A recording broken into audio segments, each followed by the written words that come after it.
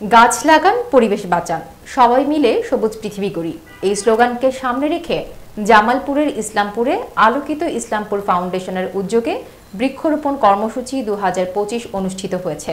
Staff reporter Sajjad Hossain জানান, শনিবার সকালে ইসলামপুর পৌর শহরের গাওকুড়া জামে মসজিদ, ইসলামপুর অডিটোরিয়াম, উপজেলা ভূমি অফিস ও উপজেলা স্বাস্থ্য কমপ্লেক্স প্রাঙ্গণে একযোগে এই বৃক্ষরোপণ কার্যক্রম শুরু হয়।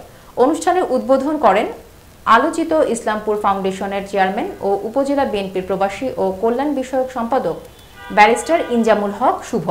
এ সময় আরও উপস্থিত ছিলেন উপজেলা বিএনপির সহসভাপতি মোহাম্মদ হেলাল উদ্দিন, উপজেলা শ্রমিক দলের সাবেক সভাপতি মোহাম্মদ আব্দুল আজিজ প্রধান, সাবেক ত্রাণ ও পুনর্বাসন বিষয়ক সম্পাদক মোহাম্মদ বাদশাহ, উপজেলা ছাত্রদলের সাবেক সভাপতি ও পৌর বিএনপির সাংগঠনিক সম্পাদক মোহাম্মদ খসরুজ্জামান লিপন সহ স্থানীয় নেতৃবৃন্দ ও অনেক স্বতঃস্ফূর্ত তরুণ।